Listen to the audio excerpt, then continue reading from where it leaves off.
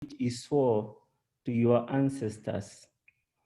Sometimes we make money, we are bright, we beat other people in class, we get opportunities, you are in the right place at the right time, you have good health, and you are being in the right place, and you make money, and you become wealthy, and you feel like nobody can tunya you, nobody can take away your money from you because it is yours. But I would like to comment that the brains, the opportunities that come along your way, the health, and being in the right has been given to you as a right by God.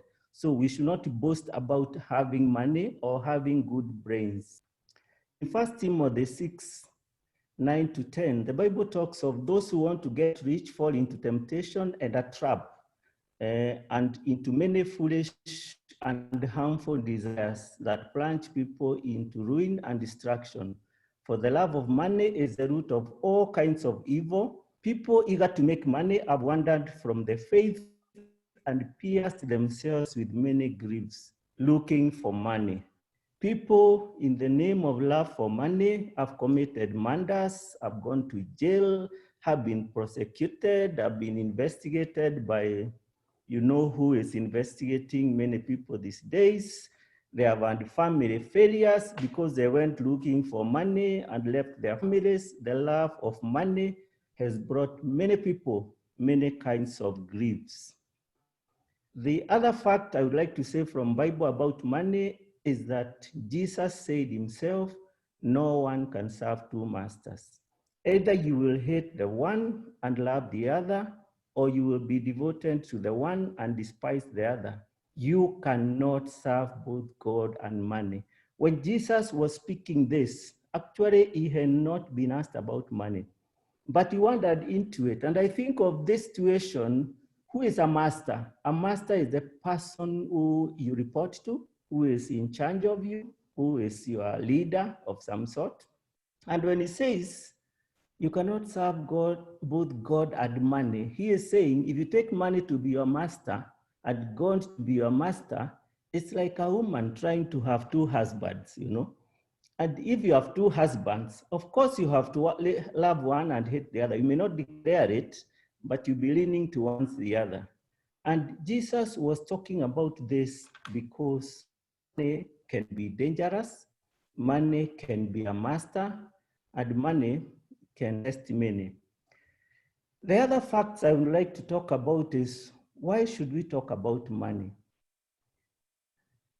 This Bible I've just quoted, which is a scripture that has changed lives, came from God, has more than 2,500 direct references to money.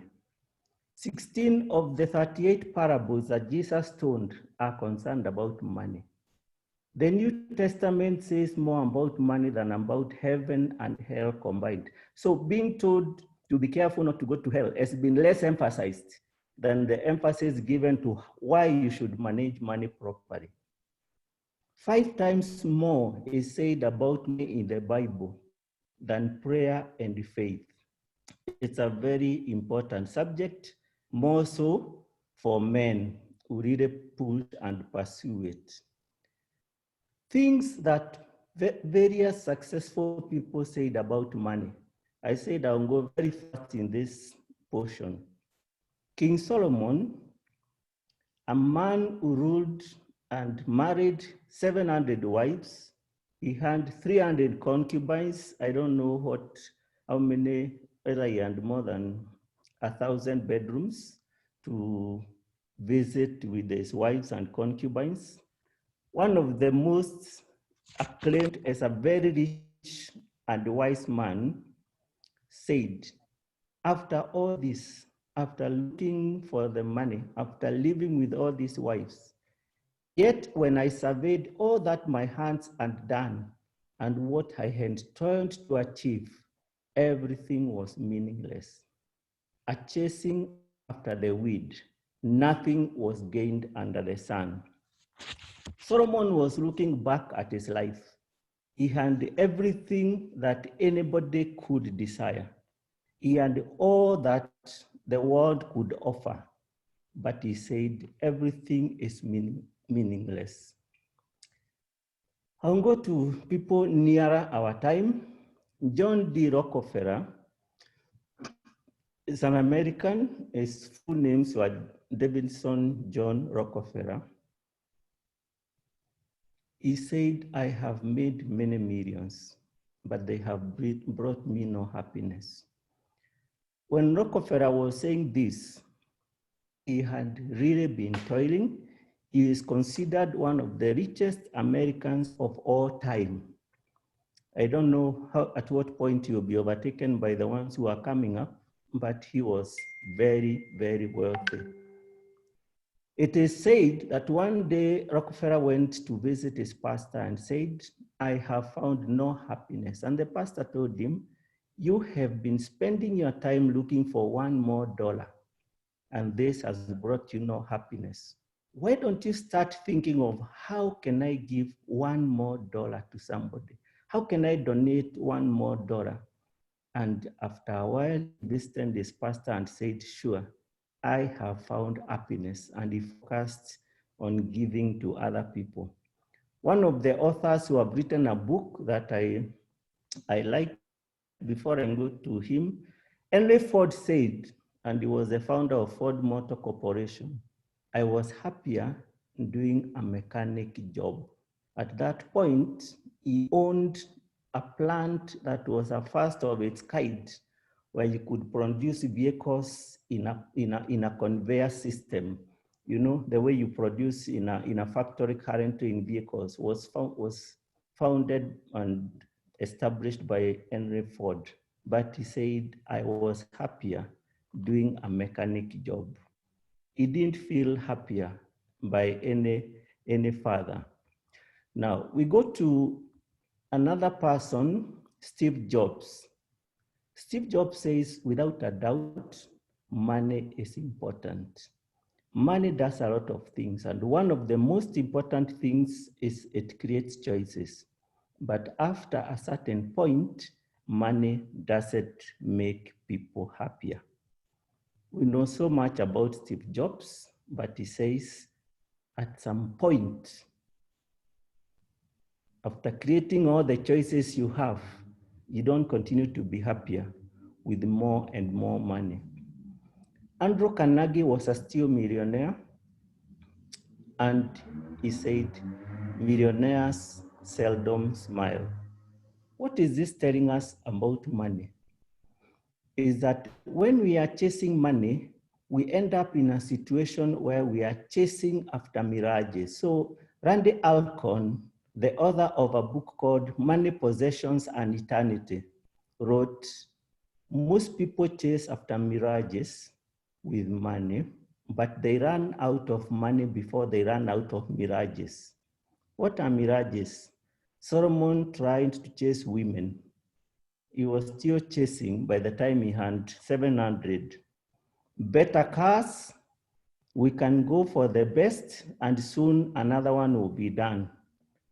Luxury, we can have all manner of luxury, bigger and bigger homes, travel by helicopter and think that's not good enough, buy a luxury jet, buy a yacht to be waiting for you to travel in the seas, buy an island so that you can live there on your own, finally pursue power, but you only be the powerful person of one country.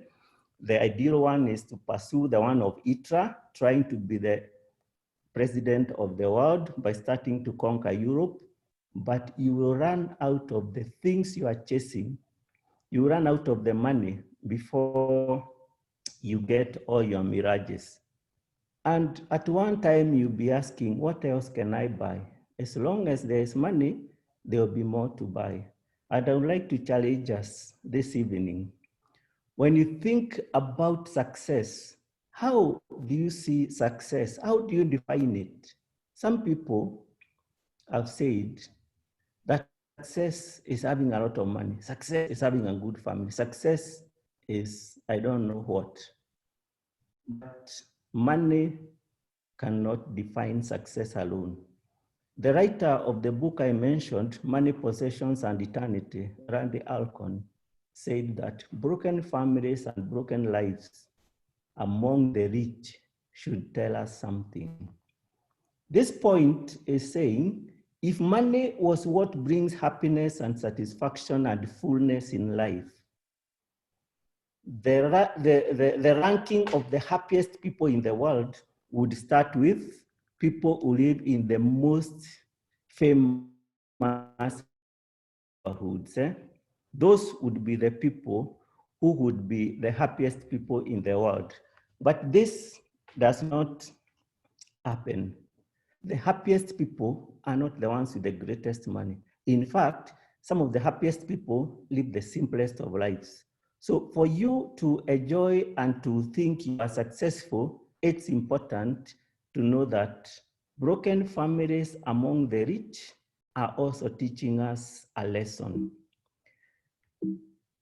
Now, when you think about the life of a person, many people have talked so much, but Tertullian, who was a Roman author, said, nothing that is God's is obtainable with money. This means there's a limit of how much you can do with money. It's limited.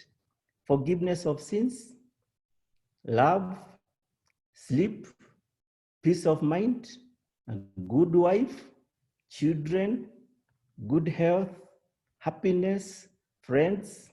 You cannot buy these things with money. Nothing that is God's is obtainable with money. There was a story in social media the other day about an American who was on the ventilator for a while, and when he came out, he had a very big bill, and he was crying and asking, I have always breathed God's oxygen for free. But the time I was breathing oxygen in the hospital from a ventilator, this is when he came from COVID, the size of the bill I had to pay made me know how much I owe God. That was a person who had recovered from COVID-19. I would like to exercise together, and I would like us to think about water. I would like each of us, while you are seated in your house in a group, to think about water. Water. In Swahili, it's called manji. In a nice shower room, that's water. In a glass, a sparkling springs. In the ocean, that's all water. Think about water. There are many large rivers in land in Israel, and we have one here in Kenya, according to us. We have heard of water in Bundarangi, water in hot springs. When you think about water, I'd like you to do an exercise for me. What bad things can too much, too hot, too cold water do? Chairman, I think you can lead us through this short session. Of course, too much water can cause flooding. Too hot water can, of course, burn. Too cold water. I know people who get colds because of too cold water. Can we have a few people put in the chat what they think about this? Yes, I see Anthony Wahome already saying that it can kill. Eric Gethenji says it can drown. I want to know which kind of water. Yeah. Which one can cause hypothermia? Eric Gethenji, thank you. Yeah, Too let much us have some can cause, yes, too much water can cause proliferation of waterborne diseases. So too much water can cause uncontrolled water can cause death. That is Moses. Stanley says too much water can kill. Too hot water can scald someone. Too much water can drown. Too much water can burn. Too much water can cause floods, of course.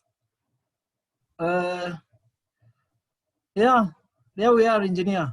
It's floods, burns can destroy a nation. Amazing. Too much water, that is Andrew Karumbo says too much water can spoil crops. Moses says that too much water can choke. All right, they're coming in fast and furious. Too much water can Too much water can drown. Too much water can scald. Too much water can be stored. Amazing. That's a very good response there. Too much water can be stored. I'm looking at who that is. Njuge Kerry. Thank you. Too much water can be stored.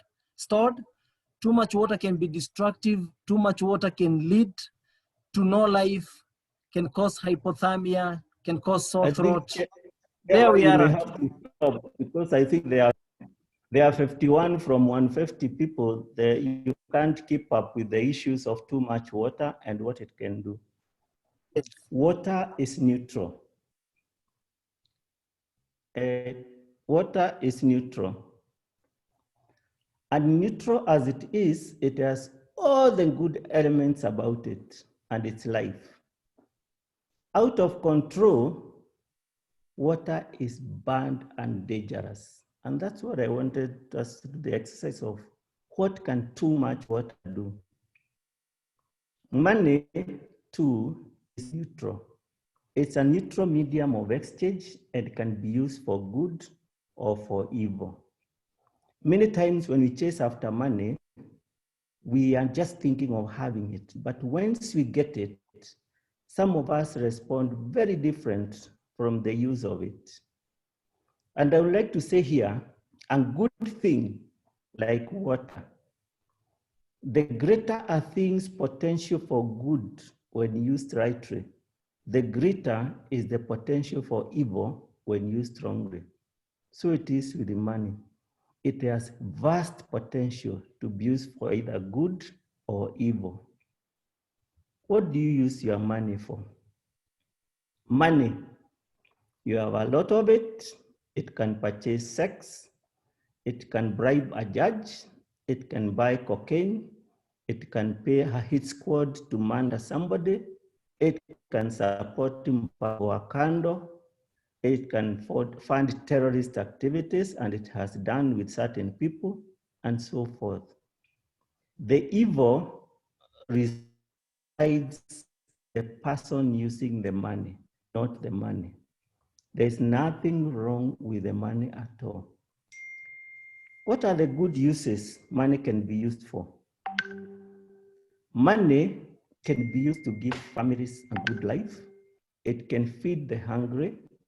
It can fund research.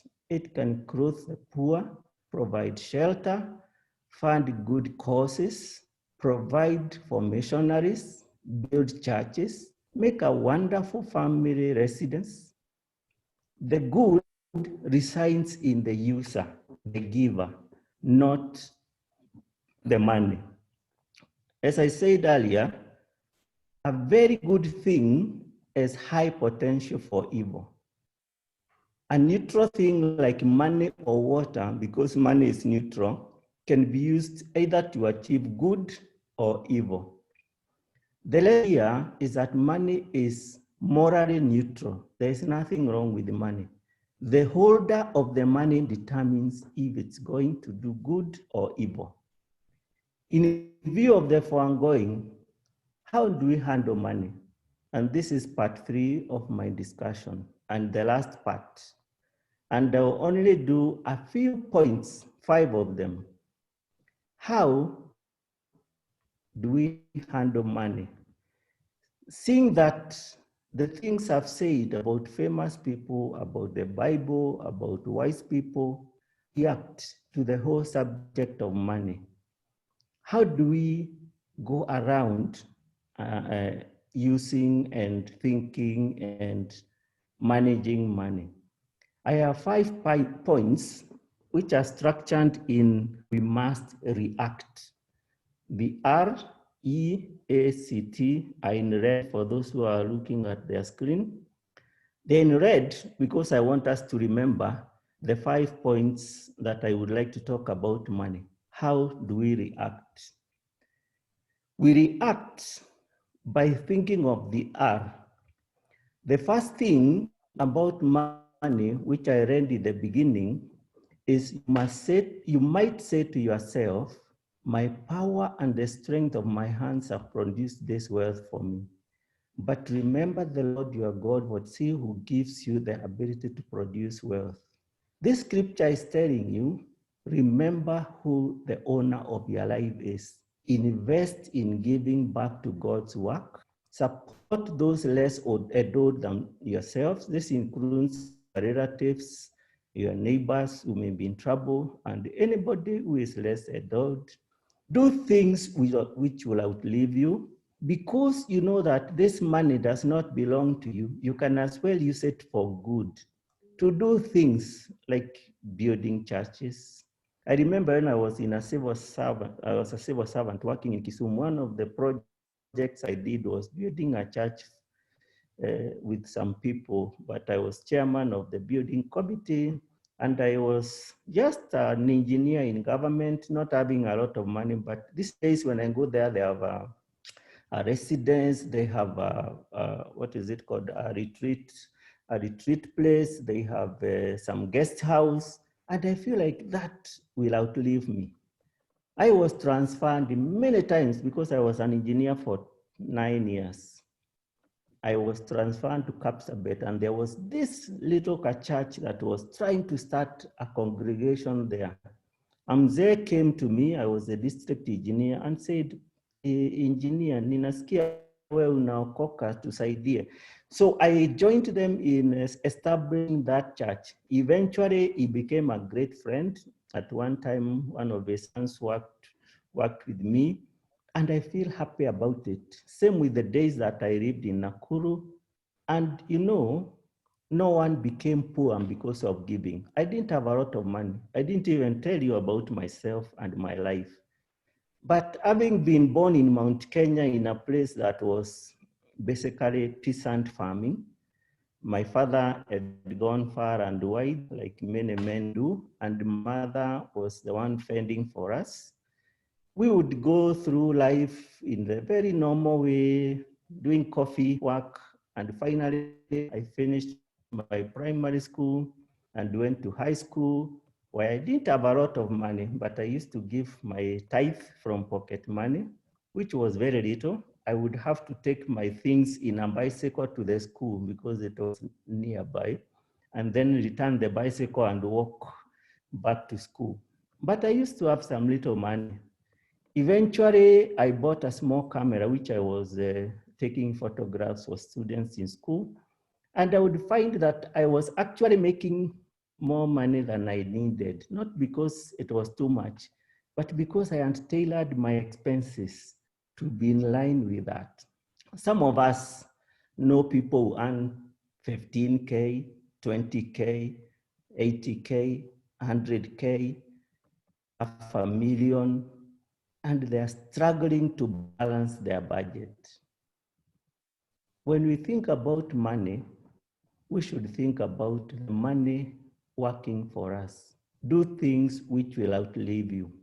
Care more God, people, than about things. I said I'm going to react. That is the R. We are going quite quickly. The E, we must embrace work. You cannot get money from nothing. At one time, I had the privilege of being nominated to be one among the Ernst and Young Entrepreneur of the Year Award finalists. And we were 6 of us. We were shipped to South Africa where we met other entrepreneurs from around the world. And during that meeting, of course, I thought I was the poorest among the ones who are in. We can't say I was the poorest of the poor, but I thought I was one of the lowest because whoever is who around the world was there. But during that meeting, many things were shared, but not a single person did not talk about work hard, work smart, work. There's no shortcut. And in order for you to make good money, you must work hard. This thing about working hard, there's something I saw on social media just today where Chris Kirubi was being interviewed by Churchill, and he was being asked, what can you advise the young people? He said they must work hard. He was told about deals in government. He said he doesn't even trade with government. May I also add myself there, I also don't trade with government in general. That's not where we make our money in our businesses. So working hard is a must. Embrace work. That's my point. Nothing comes from nothing. You cannot wait for harvest without planting. No matter how well it rains, if you don't plant, you will not harvest. Betting, begging, borrowing, they all start with B. Credit card debts are not work. You will not get rich. You will not make money by just waiting for that bahati. When circumstances change, do something else. There are so many of us men who, because of our ego and because of where we have come from, we feel that we have been managers in an institution like a bank and circumstances have changed and you don't know what else you can do. Start doing something else. Yeah, during COVID, I saw people in my neighborhood selling things in the car boot, and they were doing something instead of sleeping at home and mourning that their jobs had been discontinued. It's possible to live in such a way that you have enough. And when we are embracing work, like just to give an example, I talked about doing photography when I was a student. I was a very innovative and trying to survive at that time. But one of the things I found is that when I went to university to do engineering, we were taught how to do welding, how to do carpentry in practice, and how to do many things. And during the holidays, I would put aside my boom. It was called boom, my student allowance, and go home with it. I asked a carpenter to join me, and we started building a house for me. Yeah? So I built a 2-bedroomed timber house using student allowance, but much of it was just working with my hands. Do you know that house lasted more than maybe 15 or 20 years? When I got married, that's where I got married into a timber house. Why? Because working with hands can produce something. In fact, my parents used to tell me, you don't have to build a big mansion here because they thought I was doing well. All you need to do is build a house in Nairobi or another place which can earn you rent, which I obeyed, and I didn't have a house for many, many years. At one time, I was driving a big car, like a Mercedes, and still parking it in front of the timber house. Saving with a circle. As I was working, I started saving with a circle, and I found that actually not only working, but also saving helps. So I must say that through life, you must work and you must save. A, in our reaction, avoid conspicuous consumption. The human problem is that appearances matter. Appearances, do they really matter? What's the truth? I've put it there for you to read. Check it. Check the truth. If you are sick, or you're on the deathbed, or you are threatened that you are positive on COVID-19, you will know that appearances do not matter. Even the way you are dressed and the pajamas. If you can't breathe, even the nurse who is a lady, you don't care when they are dressing you up and turning you around. But the human problem is we spend so much time on conspicuous consumption. Conspicuous consumption is when you buy things because you think it matters what people think about that item. Maybe big items like cars, maybe small items like how modern is your phone. But I would like to tell you, as I go towards the end of this presentation so that we can go to some discussions, the correct approach is buy what suits you at the time, own what you need, and you will have surplus money. If you work, if you avoid conspicuous consumption, and the next point which I'm coming to, you will find that you will have enough money. Because as we said, money can chase mirages, but you run out of mirages before you run out of money. So stop chasing mirages and start owning what you need. And I would like to say that what you need may change from time to time. As a young person, when I was getting married, I found that I needed to buy a car. So I bought an old Peugeot 305. And that car, which I bought when I was still working, was still there when I got married. And eventually, we did my wedding. When I looked at how much money I have to the wedding and I had worked 4 years, I was now 29, I said I will not do a pre-wedding because I have enough cash to do a wedding. But the money is not a lot. It was not a lot, but I said I will not use the whole of it. Why should I make a very, very big wedding, as big as I can manage, when I can make a wedding with this money, with a certain amount? That was in 1988. The money that was left over after my honeymoon, I talked with a friend.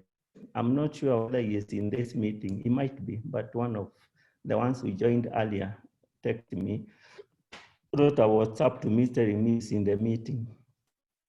And we decided that between the wedding gifts and the wedding gift cash money and the money that I had left over, it was actually enough. By not caring to make the biggest wedding I could, because in any case, it will not be as the ones that have been happening in recent past, I started looking for a plot, which I bought in Mountain View, and over time built a house there.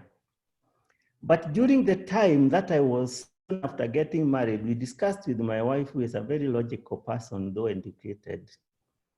She said, but why do we need a big house? We are on honeymoon. We don't need visitors because she had just been transferred from Meru, where she was a doctor. She was coming to do a master's. I was working in Eldoret as an engineer, and we needed just a house for her to live in, so that we can start our life in peace. So we went to Pangani and took a one-roomed house, really, one-bedroomed, with a small kitchenette and a small sitting room that could fit the two of us, and a bed that the two of us could sleep and be very happy, and park our tiny car. It was not so insecure, so we lived there. At that point, we were not caring about what people. We had money in the bank. We had some salaries. We could take a big apartment somewhere. But you know that we a plot in Mountain View. And after that, we started the building of it.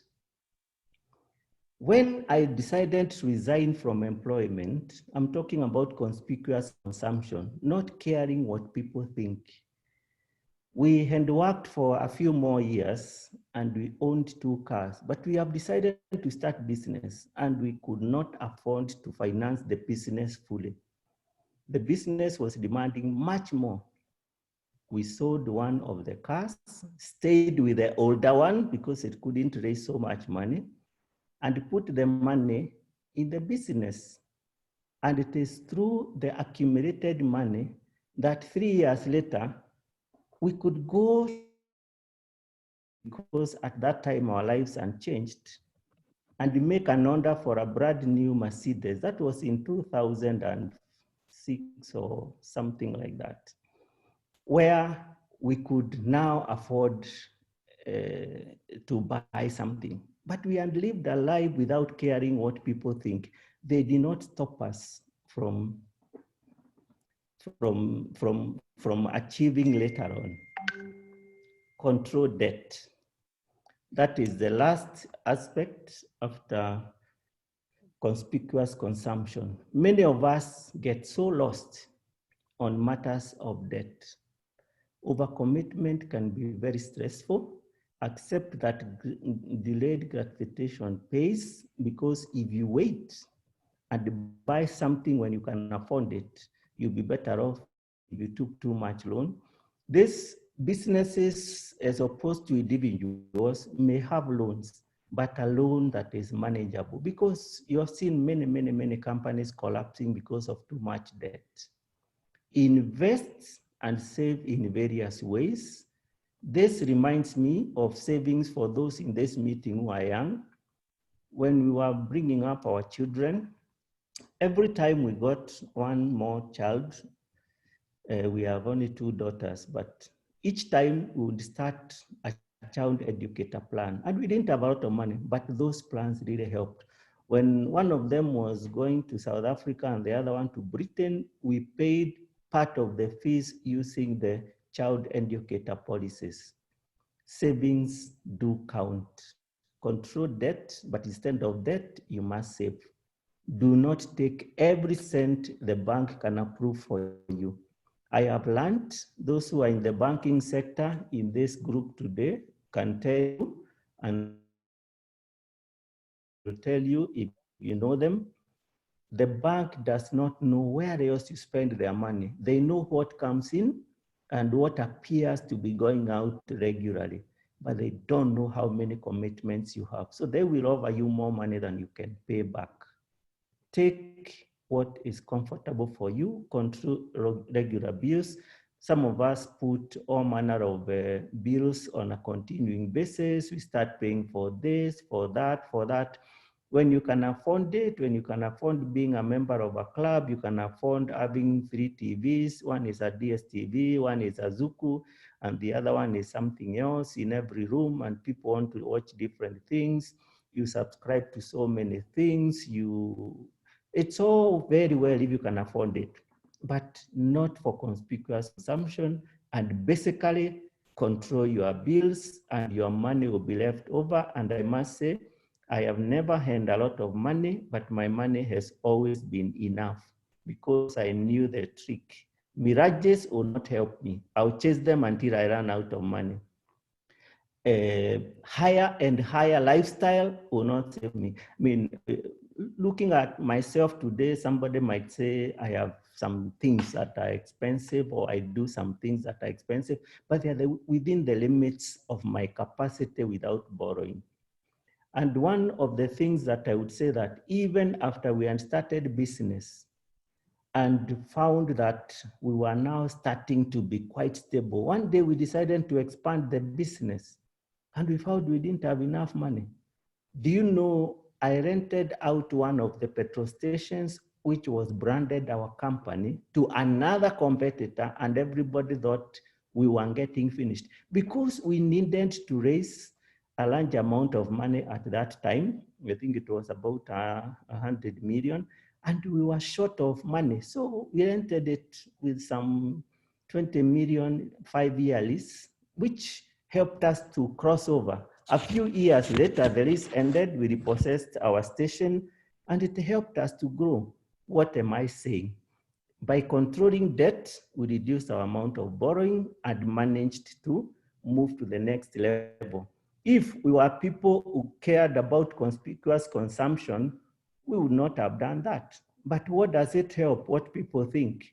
They'll not come and feed you or do things for you.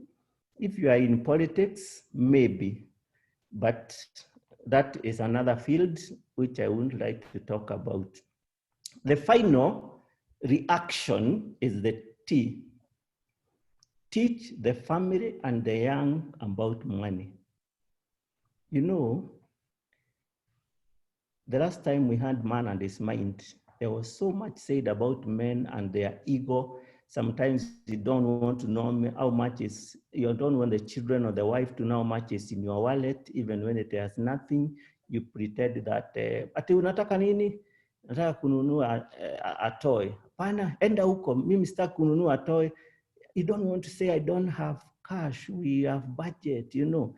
Your children, you teach them to have very advanced phones instead of telling them kind of, you know, when you work hard and you have your own money, you will buy a Samsung 10 or an iPhone, whatever.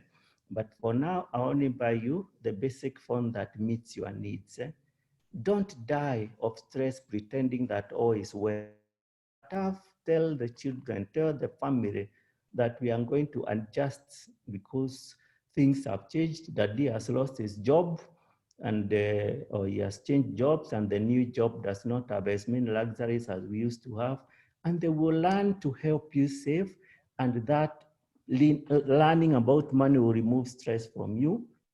Principles of investment, saving, responsibility should be passed on, because the peace, my last sentence there, peace in life comes from knowing that the people coming after you are old, sick, or dead, will not squander what you have worked for.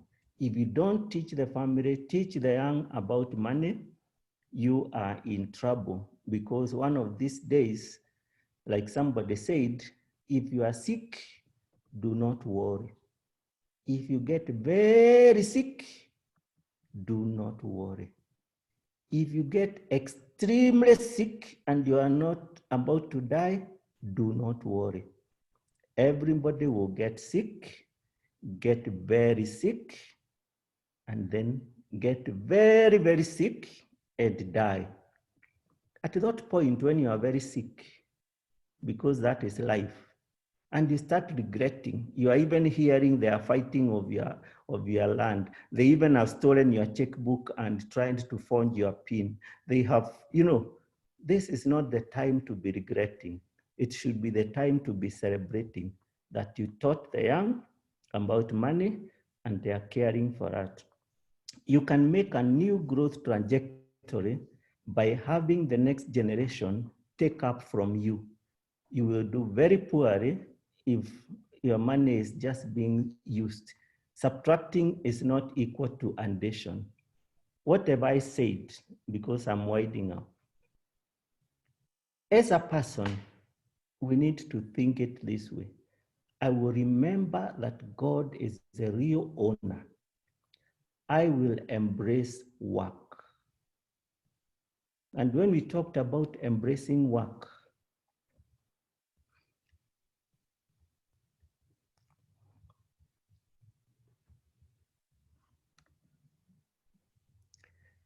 we must work hard. Nothing comes from nothing. You cannot wait for a harvest without planting. Getting, betting, begging, borrowing are not the way. When circumstances change, look for an alternative job. When you are young, you are strong. When you are older, you can do without certain things. It's possible to live in such a way that you always have enough. The A was avoid conspicuous consumption, which turns out to be a very, very important lesson for everybody not to care so much of what do they think. And if you want to know the truth, check it up if you are sick or on the deathbed. Control debt. Easy, all of us know. Teach the family and recap. Parting shot. Work hard, make money, buy the things that money can buy and enjoy, but ensure that you don't lose the things that money can't buy. Love, blah, blah, blah, blah. There are so many things. Your health. In the course of enjoying money, you may lose out on your health, and then you find it was just a mirage that you are chasing after. Fun. Men have a temptation to get more and more involved with the women and mpango wakado, who are created to love women, but the most satisfied and happiest men are the ones who know how to love only one. If you try to serve, to love 700 like Solomon, you will conclude like him. Everything is meaningless. Chairman, I am done. Engineer. Thank you, engineer. Thank you, engineer. Thank you for reminding us that there's nothing wrong really with money. Too much of it or too little of it. and that the good and the bad of money resides in the user, not the money. I can actually assure you, engineer, now I won't die pretending that all is well, you know, and I just want to have a feel of how others will react. We'll want to just give the men an opportunity to hear their reactions. I already see that Brother George Mamboleo says that this is a very powerful conclusion. Thank you, Brother George. There's someone asking, what is the best way to teach the young about money? That is, someone says hire something. Okay, that has gone. I want to, all right. A man told me not to be afraid of borrowing or taking a loan. What do you think, engineer? If I can answer that, borrowing or taking a loan is part of life, and taking loans is a way of growth. In fact, my master's thesis was the effect of capital on company growth.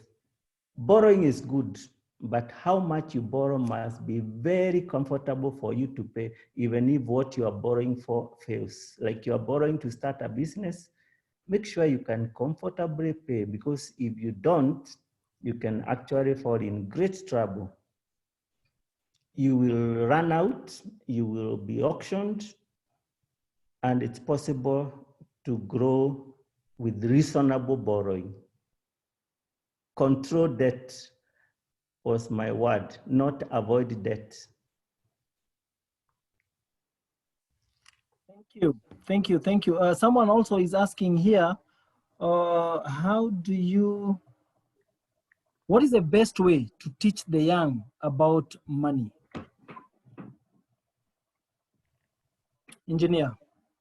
Yeah, thank you. Thank you very much. In my experience, if I can think about it, is when you are bringing up young people like children, it's important to start explaining to them value of money, the relationship between money and work, value of savings. And this, I think, for those who attend our church, was expounded by one of my children, who explained how when they were growing up, they were meant to have pocket money. We used to have this argument every day, and I think the parents in Nairobi would have this going on even now, that on Sunday, the children are saying, give me pocket money and give me offering. On the weekdays, they are going to school, and they would like to be given cash to go and buy some things for break time. When we go to the shops, they want to be bought this and this and this. So what I decided early, and it paid off, because my children are not excited about money anymore, and they are grown up now. One, in primary school, they get a fixed pocket money, and it is upon them to use it for the whole week. At that time, they were working weekly. When they were in high school, they would get money for the whole term. And this was not just a lump sum from the Greens. My wife was very strict with them. What do you need during the term? Okay, item number 1, number 2, number 3, Excel spreadsheet, sum total, 562,050 cents. They are given 562.50 cents. And they are told, you must look for a way of saving and getting offering and tithe. When they went to work, to stand outside, we did the same, and they really learned quite a bit about money. What I found is when we went, because somehow along the way, God helped us and we could go for trips outside the country, visits to other countries, and holidays outside. And one of the things you do when you're on holiday is shopping. It would be an agreement. How much did you save prior to this holiday? And we are going shopping, maybe for clothes or something. You will only have an allocation of this much. Go to the shop, decide what you buy, what not to buy. Some people assume that when you have a lot of money, and I don't assume I have, but some people assume they have a lot of money, and they tell their children, chukua kile unataka, take what you want, I will pay, your father will pay. That is a very bad lesson. Give them an allocation and tell them to decide.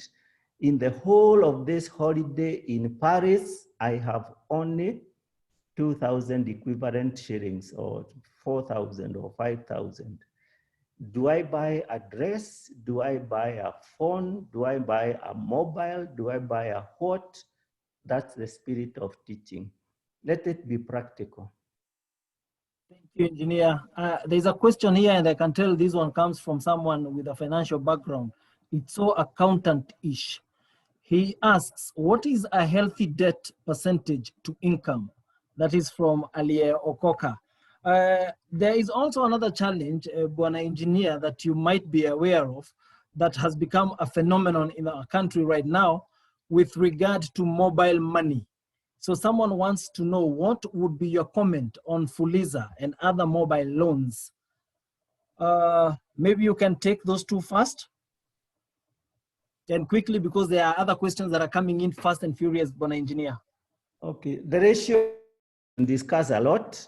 It has been established in a very, very, very wide way in SACCO system, in banking sector and the like. First of all, you should not live on less than, is it a third of your income? That rule is applied when you are borrowing, so that when you are borrowing, if you're under 100K person and you are living on less than 30K, then things have gone wrong. Fuliza, I think, by all means should be avoided, because if you find you have to Fuliza, then you are living beyond your means. And if you cannot recharge your mobile phone, you should just change your mind and do what I would do if I was in that position. Use Wi-Fi, use Wi-Fi wherever you can find it, wherever you go to somebody's office, ask for a Wi-Fi line, make very few calls, do more of chatting, and of course, stop the internet downloads. In order for you to avoid borrowing on this. And I gave the principle that you must balance your incomes and your expenses. If you find you are spending more than you are earning, then something is very wrong, because you cannot be spending more than you are earning and expect that it will balance out. The mathematics of controlling conspicuous consumption, debt, there are certain things, and I did not mention two people I can give you as examples. When one of them lost a job, they moved houses into a much cheaper house because the wife was still working. They cut out some things. They used to keep two cars. They changed to one, and they managed to recover. And he went into farming and he did very well. He recovered. Many times when circumstances change, some people do not accept that they have changed. And that is why they may continue feeling like they are still trying to live the life they used to live. And this is what I was saying of conspicuous consumption. Thank you. Thank you. There's someone here who's saying, and this is from Cyprian, sometimes the philosophy of money between spouses is like South and North Pole. So someone has approached him saying, or borrowing money, and saying that his wife was so unreasonable. So how is the politics of money in marriage? And how can we be able to manage that? I think I am not very, I will not have a perfect answer for that question, because there are cases where the husband and wife, one of them is unreasonable. It doesn't have to be the wife, sometimes it's the husband. And they approach the subject of money in very strange ways. You find that somebody, we had a case, actually, a real case, where this lady was educated, the man was educated, he was in fact a doctor, name withheld, and they got married, but their marriage did not last. Why? Because the lady believed, and she was working, she was a graduate, that actually the man should provide.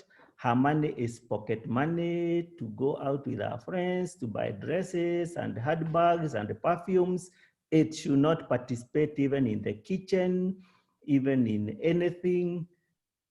Of course, that sounds like an awkward principle, but they struggled until they separated. This is more than 20 years ago, and they are permanently not living together. But I would say that as long as people keep separate bags of money and they cannot agree to combine the two incomes and have budget together, those issues will arise if one of the partners is unreasonable. And the way I would say works, but sometimes it's hard to restart, but it is at some point has to be done. Several rules. One, there are certain expenses the lady should carry, the kitchen budget and a few other shopping areas. There are certain things that the man should carry, things of certain bills and certain things. If you have a car, the repairs and maintenance and fueling. But a human being who is adult should not be limited with 100% control. You should allow some free pocket money that they can go out with their girlfriends or the man friends and have some outing without being questioned. Once you allow that little free money and the other money is budgeted together, even the unreasonable wife might start seeing sense. But here comes a man with a big paycheck and a lady who has a lesser one, and he has never said how he uses his money, and she thinks he has inexhaustible sources. The problem will continue. Right, engineer.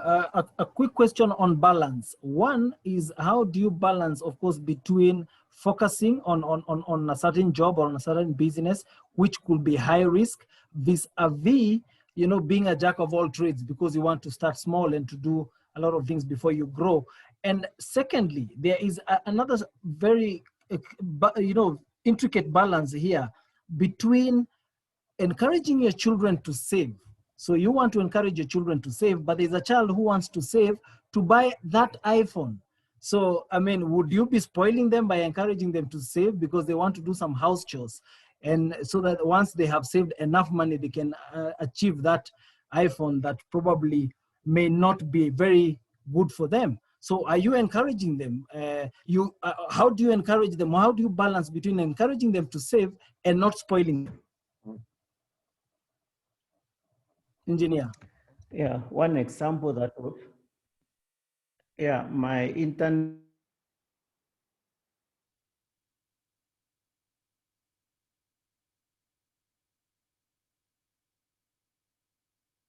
We are losing you, engineer.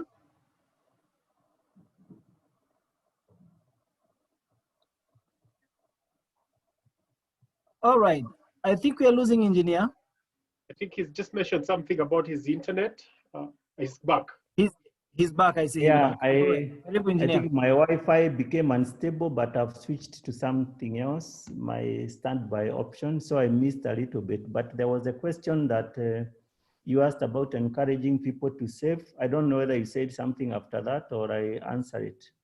Yes, no, it is looking at how do you balance between encouraging your child to save, whereas your child wants to save to acquire an iPhone. Would you be spoiling them when you're doing that?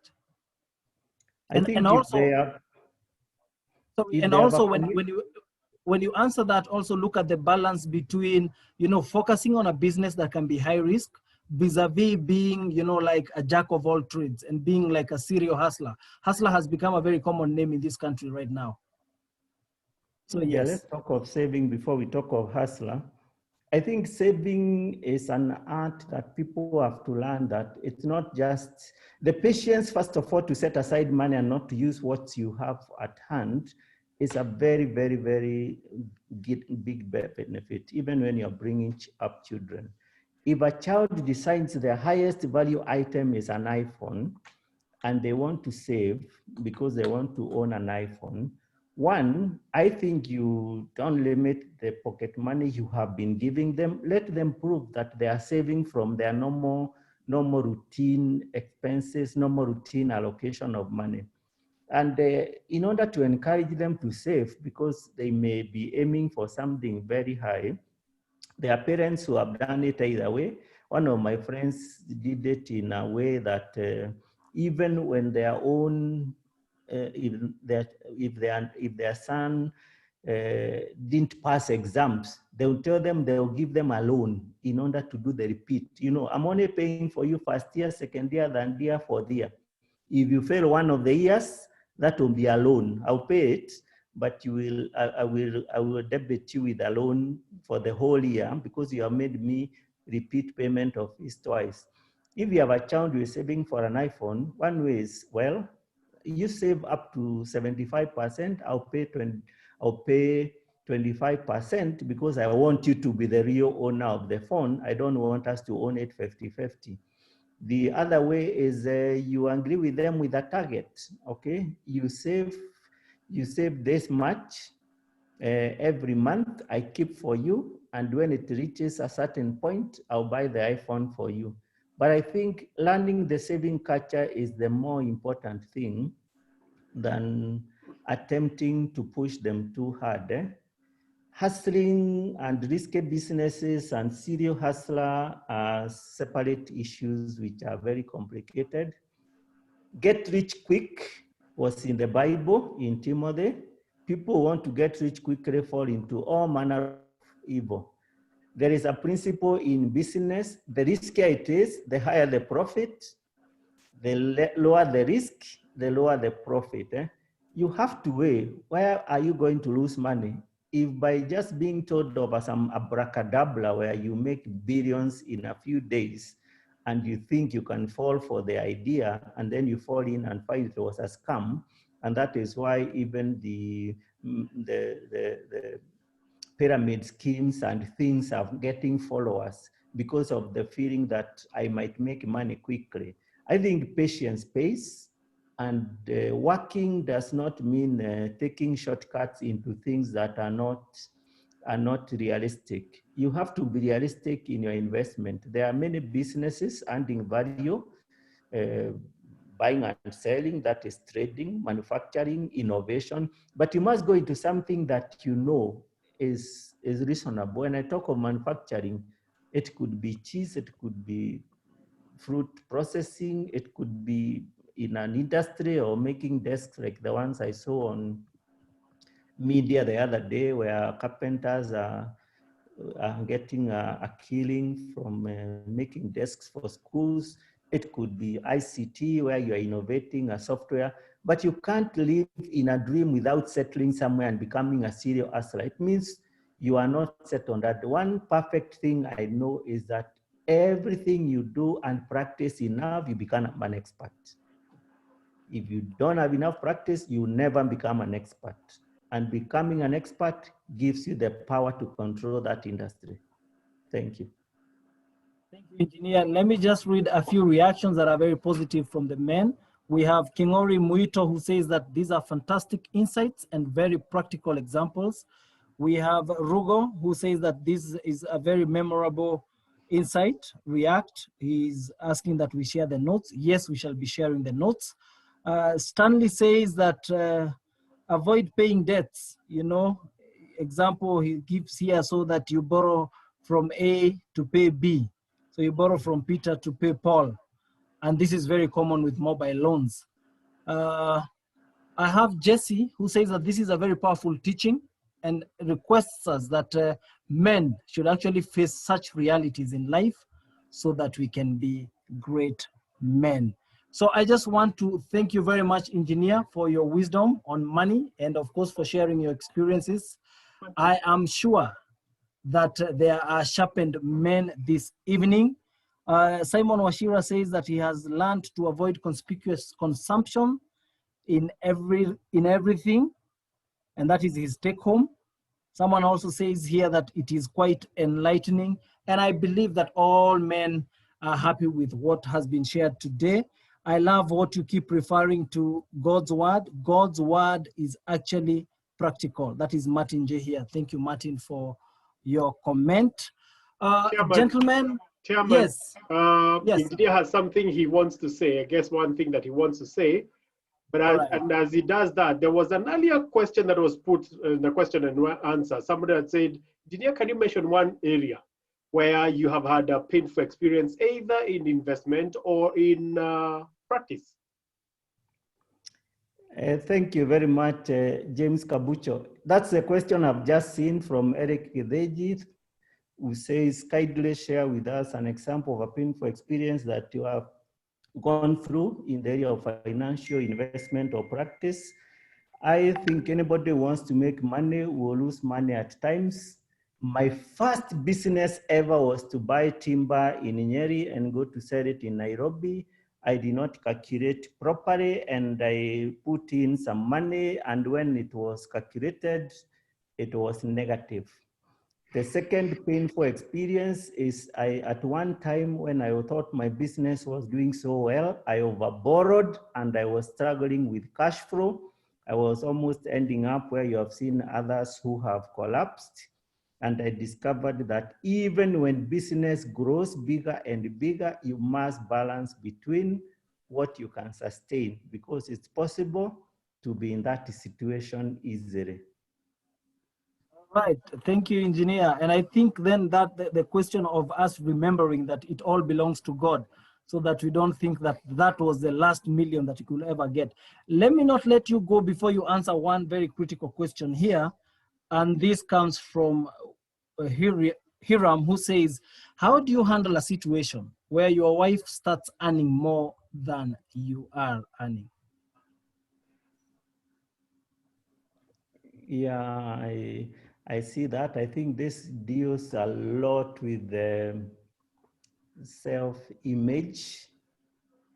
I think a wife who starts earning more should not be a threat to anybody. It should be that God has opened a door for her. I mean, there are so many women, including the former Prime Minister of UK, whose husband was, of course, not a prime minister, and she would wake up and make breakfast for the family.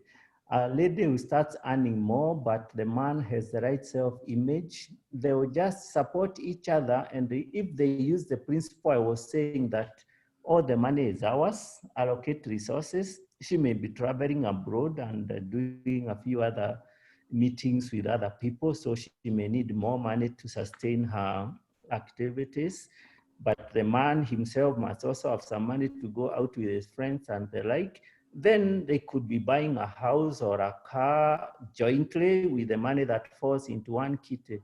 One of the dangers in our society is people cannot reason together in case the marriage doesn't work out and you have found you put all your things in one basket. I think it's a big killer to marriages, and it should be not taken as the way we take things. We should assume and commit ourselves that marriage is a covenant and you are there to stay. It's not a temporary thing that you are still reviewing. And I think it's a man to strengthen his own ego as a man and decide. The wife is just earning for us, because careers these days can go any direction. Yes, engineer. Yes, engineer. Money does not make man. It is man who maketh money. Gentlemen, I think that is all we had time for this evening. I want to thank you once again for your company. We shall be seeing you next Monday. Next week, we will be speaking on man and marketplace, speaking of jobs, careers, retirement, etc. Remember to join us, invite a man, a friend, and let's sharpen one another. I am sure we are well sharpened this evening. Quickly, we have 2 minutes. I just want to welcome Pastor Fred to bring his closing remarks and end our session in prayer. I wish you God's grace, and let us continue with this journey of being a man. A luta continua. Pastor Fred.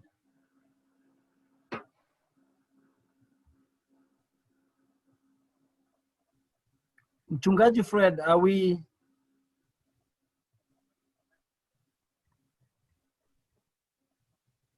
All right, I take it we may not be having Pastor Fred joining us. Pastor Fred? Just joining, all right. Got hung up a bit.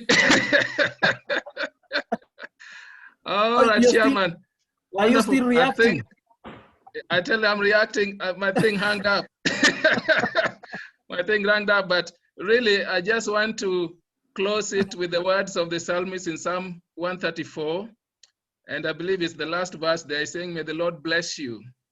The Creator, the Lord the Creator bless you from Zion. I just proclaim blessings upon the men tonight. May the Lord increase you. May the Lord prosper you.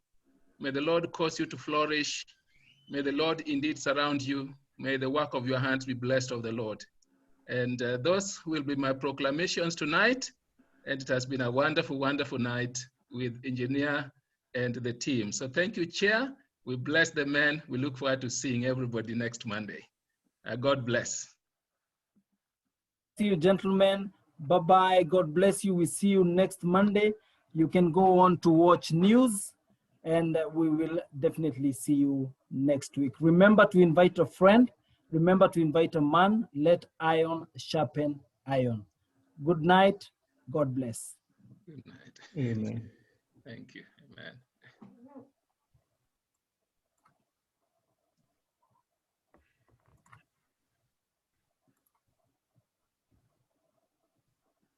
We can see that wonders are still what you do, and bodies are still being raised. Giants are still being slain.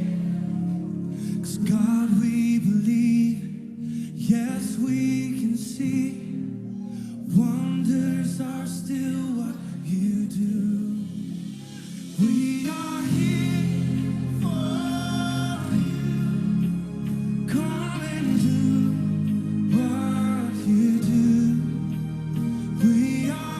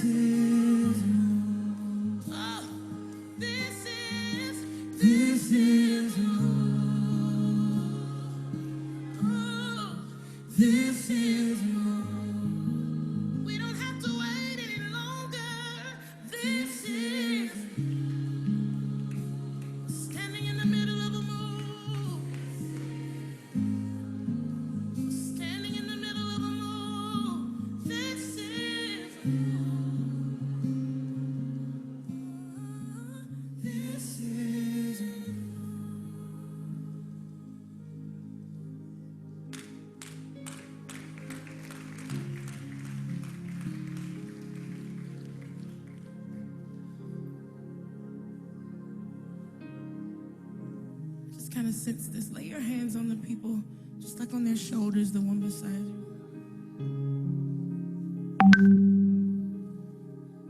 There's a move happening in this room. And I don't know what you need. If you need healing from whatever it may be, I hear asthma and diabetes, or if there are any cysts in the room. God is moving up and down these aisles right now. And I just want us to take a moment and let him do what he does. Do what you do. Do what you do. Ooh, this is the move. Do what you do. This is a move. Yes, Lord. This is move. This